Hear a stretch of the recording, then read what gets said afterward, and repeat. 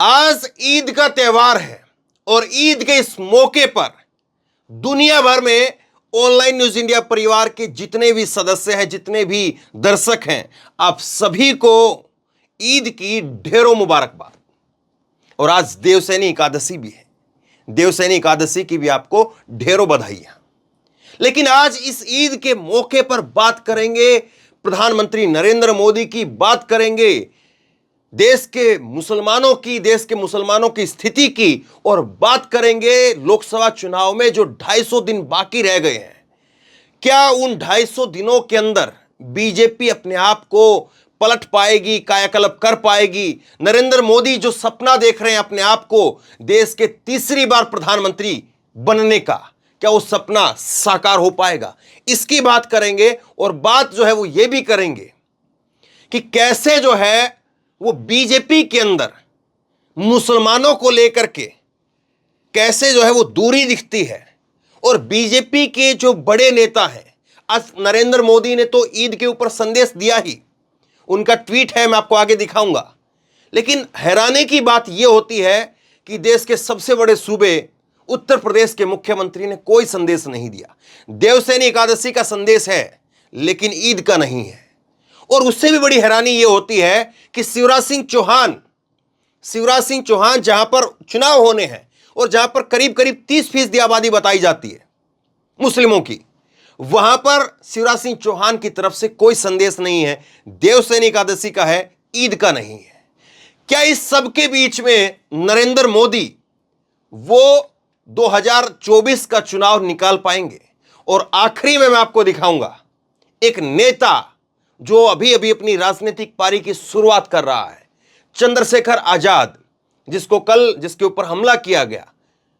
वो नेता किस तरह की समझ दिखा रहा है और कैसे उसके ऊपर हमला हुआ, गोली चली, उसके बावजूद जो है ईद को लेकर के उसने क्या कुछ कहा, वो शायद देश के प्रधानमंत्री को सुनना चाहिए था। बहुत बड़ी बात मैं कह रहा हूं। कैसे एक एक करके पर दर पर जो है इस पूरी तस्वीर को, बड़ी तस्वीर मैं आपको दिखाना चाह रहा हूं। इस तस्वीर को जो है वो एक एक करके पर दर पर मैं आपको समझाऊंगा। आप अगले 10 से 15 मिनट तक जो जुड़े रहिए और समझने की कोशिश करेंगे कि जो प्रधानमंत्री नरेंद्र मोदी मुस्लिमों को समझाने की कोशिश कर रहे हैं यूनिफॉर्म सिविल कोड के नाम पर, और वो कह रहे हैं कि पहले तुष्टीकरण होता था, अब हम संतुष्टीकरण कर रहे हैं। जो इस बात को कह रहे हैं उनको आज प्रधानमंत्री नरेंद्र मोदी को अपना खुद का ये ट्वीट देखना चाहिए। आज नरेंद्र मोदी ने ईद को लेकर के ट्वीट किया। ये यहां पर राहुल गांधी ने और प्रियंका गांधी ने, प्रियंका और राहुल ने ट्वीट किया। इन्होंने फोटो भी लगाई है, नरेंद्र मोदी ने फोटो नहीं लगाई, बगैर फोटो के ट्वीट किया। चलिए कोई बात नहीं, बगैर फोटो के भी जो है बधाई दी जा सकती है, संदेश दिया जा सकता है, और फोटो के साथ भी हो सकता है। लेकिन जो समझने वाली बात है वो ये है, नरेंद्र मोदी के ईद के इस ट्वीट को रीट्वीट किया जाता है 4,000 लोग जो हैं। 2 घंटे पहले का स्क्रीनशॉट मैं आपको दिखा रहा हूं। 2 घंटे के अंदर जो है इसको 4,000 लोग रीट्वीट करते हैं। और यहां पर जो एकादशी का ट्वीट वो करते हैं, एकादशी का जो संदेश वो देते हैं, बधाई देते हैं, उसको 6,000 से ज्यादा लोग जो है वो रीट्वीट करते हैं। अब जाहिर सी बात है, कोई भी नेता हो उसके ट्वीट को सबसे ज्यादा उसके चाहने वाले रीट्वीट करते हैं। और जाहिर सी बात है कि नरेंद्र मोदी का जो ट्वीट है वो बीजेपी आईटी सेल में, बीजेपी के नेताओं के ग्रुप में, सब में भेजा जाता है। लेकिन इस ट्वीट को, ईद वाले ट्वीट को उतने रीट्वीट नहीं मिलते हैं जितने कि एकादशी वाले ट्वीट को रीट्वीट मिलते हैं। इससे आप क्या समझ रहे हैं? नरेंद्र मोदी जी, आप इस बात को समझिए कि आप जो हैं, जो कह रहे हैं उसको खुद आपके लोग क्यों नहीं उतनी शिद्दत से करना चाह रहे हैं। यहां पर जो है वो रीट्वीट ज्यादा दिखते हैं, यहां पर कम दिखते हैं। इसका मतलब समझिए आप, ये नरेंद्र मोदी के लिए जरूरी है। इससे आगे देखिए आप, इससे आगे जो है वो ये कुछ तस्वीरें आप देख रहे हैं अभी की, 25 जून का ट्वीट है, ये नरेंद्र मोदी का ट्वीट है। नरेंद्र मोदी जब अभी मिस्र में गए, वहां पर मिस्र में 1000 साल पुरानी मस्जिद है, वो वहां पर गए, और वहां पर जब नरेंद्र मोदी जाते हैं तो वो हिंदी अंग्रेजी में ट्वीट नहीं, बल्कि ये वहां की अरबी है, अरबी शायद है या उर्दू है, उस भाषा में, वहां की भाषा में ट्वीट करते हैं। बहुत अच्छी बात है।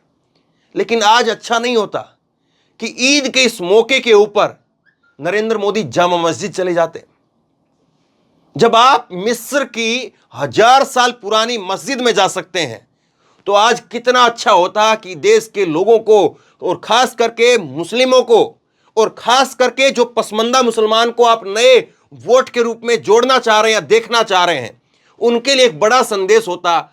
आप जिस तरह से मिस्र की उस मस्जिद में जाते हैं, लोगों से मिलते हैं, इन लोगों ने भी जो है यहां पर तिरंगा थामा हुआ है, इनका मजहब भी इस्लाम है, और देश के मुसलमानों ने भी तिरंगा थामा हुआ है, उनका मजहब भी इस्लाम है। वो भी आपको इसी शिद्दत से मिलते और इसी शिद्दत से जो है वो आप दिल्ली की जामा मस्जिद में जाते, तो सोचिए कितना बढ़िया संदेश जाता, कितना अच्छा संदेश जाता, और लोगों के अंदर कितनी भाईचारे की भावना आती, कितना सुखद एक संदेश देश में होता, और 2024 के लिए एक अच्छी मैसेज जाता। लेकिन आप पता नहीं क्यों, देखिए इन बच्चों से जो आप मिल रहे हैं, ऐसे ही जामा मस्जिद में जाकर के बच्चों से मिलते हैं, वहां पर जो है वो बच्चे भी खुश हो जाते। जिस तरह से आप यहां पर बड़ी शिद्दत से फोटो खिंचवा रहे हैं, बड़ी शिद्दत से एक एक बारीकी को लोगों से समझ रहे हैं, किसी दिन जामा मस्जिद में वैसे ही चले जाइए। आज खैर आप ईद के मौके पर नहीं जा पाए, लेकिन किसी दिन वैसे ही चले जाइए। जामा मस्जिद की उन सीढ़ियों के इतिहास के बारे में सुनिए, देखिए, अंदर जाइए, लोगों से मिलिए, इतनी बारीकी से वो भी समझाएंगे, वो भी बताएंगे। जब आप मिस्र की उस मस्जिद में जाकर के मिल सकते हैं तो क्यों नहीं यहां पर मिल सकते हैं। उसके आगे आप देखिए, आपको क्या इस पर नहीं नजर डालनी चाहिए। ये योगी आदित्यनाथ, देश के सबसे बड़े प्रदेश के मुख्यमंत्री योगी आदित्यनाथ का ट्विटर हैंडल है, और इस ट्विटर हैंडल के ऊपर आप देखिए वो देवसैनी एकादशी की बधाई देते हैं। लेकिन ये वीडियो जब मैं रिकॉर्ड कर रहा हूं 11:30 बजे के आसपास, तब तक मैंने नहीं देखा कि इन्होंने अपने ट्विटर हैंडल से कोई ईद की बधाई दी हो। 11:30 बजे के पहले, मैं उसके बाद दी हो तो मालूम नहीं, लेकिन तब तक नहीं दी। और शायद मैं अगर और सर्च करता तो ऐसे ही जो है पिछले साल और उससे पिछले साल और उससे पिछले साल। और ये देखिए, ये बड़ी हैरानगी हुई मुझे। चलिए योगी आदित्यनाथ नहीं कर रहे हैं तो हो सकता है कि उनकी एक अपनी उस तरह की छवि है, वो तो कह भी देते हैं कि मैं ईद मनाता नहीं हूं, तो वो एक अलग विषय हो गया। लेकिन शिवराज सिंह चौहान जिनके यहां पर चुनाव है, उनका ये ट्विटर हैंडल मैं आपको दिखा रहा हूं। 2 घंटे पहले उन्होंने देवसैनी एकादशी की बधाई दी, और आखिरी जो ट्वीट है उनका उससे पहले 15 घंटे का था, जो रोजगार की बात कुछ कर रहे थे, वो पैसा बढ़ाने की बात कर रहे थे, चुनावी एक तरह से जुमला जो है वो देने की कोशिश कर रहे थे। हैरानी की बात ये होती है कि आपके मुख्यमंत्री जो है वो एक ट्वीट तक नहीं कर पाते, आपका जो ट्वीट है उसको रीट्वीट नहीं कर पाते हैं। सोचिए जरा आप। और आप कह रहे हैं कि देश के पसमंदा मुसलमान जो हैं वो वोट करेंगे, वो बीजेपी को वोट करते हैं, या तमाम तरह की बातें जो आप कहते हैं। लेकिन क्या ये अच्छा संदेश है? इतना बड़ा त्योहार है, आप एक इतना सा दिल नहीं दिखा सकते, आप आगे से किसी को बोल नहीं सकते हैं, कह नहीं सकते हैं, एक ट्वीट तक नहीं कर सकते हैं। जामा मस्जिद की सीढ़ियों पर चढ़ना तो फिर शायद बहुत बड़ी बात हो जाएगी। इसके आगे अगर आप देखेंगे तो ये यहां पर देखिए, ये मैं आपको वीडियो दिखाता हूं, चंद्रशेखर आजाद है, और चंद्रशेखर आजाद के ऊपर जो है वो कल हमला हुआ, गाड़ी पर गोली चली, बताया गया कि कुछ हरियाणा के जो है वो लोग थे, और ना जाने कि कहां से, किस संस्था से या किस संगठन से जुड़े हुए थे। अभी जो है तहकीकात चल रही है। और उसके बाद में जो है वो हर किसी ने ट्वीट करके कहा कि ये चंद्रशेखर आजाद पर जो हमला हुआ है वो गलत हुआ है, कायराना है, और इसकी जो है निंदा करते हैं, इसके सपोर्ट में खड़े होते चंद्रशेखर आजाद के। चंद्रशेखर आजाद के समर्थक सड़कों पर उतरने लगे, और कल रात को चंद्रशेखर आजाद जो है, ये वीडियो आपको सुनाता हूं मैं, चंद्रशेखर आजाद जो है वो ट्वीट करते, ये यहां पर जो है वो अपनी वीडियो बनवा करके अपने लोगों को एक संदेश देते हैं। क्या कहते हैं? वो कहते हैं कि आज मुझे जो मेरे ऊपर जो हमला हुआ है उसके बाद में मैं ठीक हूं, गोली चली, गोली छू करके निकल गई, और गोली फिर सीट में चली गई। वो अपने 1-2 साथियों के ऊपर भी हमला होने की बात बताते हैं, और उसके बाद में वो अभी इलाज करवा रहे हैं, स्वस्थ है, इस बात को कहते हैं। लेकिन इसके आगे वो एक बात और कह रहे हैं, सुनिए जरा इस बात में। ये चंद्रशेखर आजाद कह रहे हैं कि मैं अपने सभी लोगों से कहता हूं कि सड़कों पर मत उतरना, हमारी जो लड़ाई है वो संवैधानिक लड़ाई है, हम उसी तरीके से उसको लड़ेंगे, हम गोली से नहीं लड़ने वाले हैं। और दूसरी बात वो फिर कहते हैं कि कल एक बड़ा त्यौहार भी है, लोगों को अपने त्यौहार को लेकर के एक उल्लास उमंग भी होती है, खुशी का मौका भी होता है, और ऐसे में मैं नहीं चाहूंगा कि किसी प्रकार से कोई जो है वो अशांति या हुड़दंगी जो है उस तरह से फैल जाए। चंद्रशेखर आजाद जो है प्रधानमंत्री जी, आपके मुकाबले में राजनीतिक हिसाब से देखें तो बहुत छोटे कद से जो है दिखे जाएगा। चंद्रशेखर आजाद अपनी राजनीतिक पारी की शुरुआत कर रहे हैं। हालांकि इनका एक बड़ा जो है वो आप लिस्ट गिनवाई जा सकती है, टाइम मैगजीन में जो है चंद्रशेखर आजाद का नाम आता है। चंद्रशेखर आजाद को जो न जाने कितने जो है मुकदमे लाद करके जेल में डाल दिया जाता है, वो एक बड़ा लंबा जो है फेरिस्त है। लेकिन फिर भी अगर देखें तो आप देश के 2 बार प्रधानमंत्री रह चुके हैं, मुख्यमंत्री रह चुके हैं, उस हिसाब से देखें तो चंद्रशेखर आजाद की इस अपील से क्या आपको नहीं लगता कि आपको भी और आपकी पार्टी के लोगों को भी बड़ा दिल दिखाना चाहिए? सुनिए जरा चंद्रशेखर आजाद क्या कह रहे हैं। हाँ, मैं आपसे अपील करूंगा सभी साथियों से कि वो शांति बनाए, जो मेरे ये हॉस्पिटल के बाहर हैं और जो कहीं भी। हम अपनी लड़ाई संवैधानिक तरीके से लड़ेंगे, हमारी किसी की लड़ाई नहीं है। तो मैं आपसे अपील करूंगा कि आप शांति, बस ठीक हो, बस आपसे अपील कर रहा हूँ कि आप शांति बनाए, मेरी बात को मानिए। मैं आपसे अपील कर रहा हूँ, मेरी रिक्वेस्ट, आप शांति बनाए। यही है। हाँ, कल एक त्यौहार भी है और देखो सब लोगों को उत्साह अपने त्यौहार के प्रति। मेरी रिक्वेस्ट है, आप मुझसे प्यार करते हैं, मेरी बात को मानिए, आप बस शांति बनाए रखें। कुदरत की का आशीर्वाद अभी नहीं मुझे कुछ होने वाला, मैं स्वस्थ। ये कितनी बड़ी बात जो चंद्रशेखर आजाद ने कही है कि कल एक त्यौहार भी है, सब लोगों को अपने त्यौहार के प्रति उत्साह भी रहता है। आप मेरी बात मानिए, आप मुझसे प्यार करते हैं, आप मेरी बात को मानेंगे। जितने लोग भी हॉस्पिटल के आसपास खड़े हुए हैं या और कहीं पर भी खड़े हुए हैं, वो सड़कों पर ना उतरे, कोई किसी प्रकार से जो है वो अशांति फैलाने का काम ना करें। ये बातें चंद्रशेखर आजाद की तरफ से कही गई है। चंद्रशेखर आजाद जो अपनी राजनीतिक पारी की शुरुआत कर रहे हैं, नई नई पार्टी बनाई है। हालांकि एक बात यह भी रही कि मुझे ध्यान नहीं पड़ा कि मायावती जी ने इसको लेकर के ट्वीट किया कि नहीं किया। बाकी तमाम लोगों ने ट्वीट किया है, चाहे वो कांग्रेस के नेता हों, चाहे वो समाजवादी पार्टी के अखिलेश यादव हों, सब लोगों ने, जयंत चौधरी ने, सब ने ट्वीट किया। तमाम जो है खिलाड़ियों ने, पहलवानों ने, उन्होंने ट्वीट किया। क्योंकि चंद्रशेखर आजाद जो है तकरीबन हर उस जगह पर पहुंच जाते जहां पर कोई इस तरह से जो है वो मानव अधिकारों को लेकर के, शोषितों को लेकर के, वंचितों को लेकर के कोई बात होती है तो किस तरह से जो है वो चंद्रशेखर आजाद अपने आप को जो है एक नए नेता हैं, लेकिन उसके तौर पर भी अपने आप को कैसे बड़ा दिखाने की कोशिश कर रहे हैं। लेकिन आप देश के प्रधानमंत्री हैं, आप देश के एक स्थापित नेता के तौर पर हैं।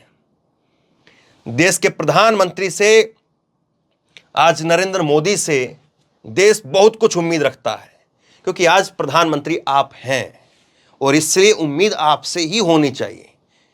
वो बात अलग है कि चुनाव बाद क्या समीकरण होंगे, चुनाव बाद क्या सरकार होगी, किसकी सरकार होगी, लेकिन जो आप बात कर रहे हैं, जो आप सपना देख रहे हैं, मुझे नहीं लगता है कि वो सपना पूरा हो पाएगा अगर आप अलग थलग चलेंगे तो।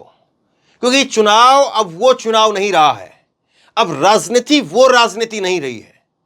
अब लोग जो है वो बिल्कुल एक मन बना करके वोट करते हैं, और वो मन तभी बन पाएगा जब आप अपना मन बड़ा बताएंगे, आप अपना दिल बड़ा दिखाएंगे, और आप जो है वो ना केवल कह करके बल्कि कर करके, आप ये यहां पर कह तो रहे हैं, आप ये यहां पर जो है वो बता तो रहे हैं कि मुसलमानों को जो है यूनिफॉर्म सिविल कोड के नाम पर भड़काया जा रहा, तमाम बातें बता तो रहे हैं, कह तो रहे हैं, लेकिन करके भी दिखाना पड़ेगा।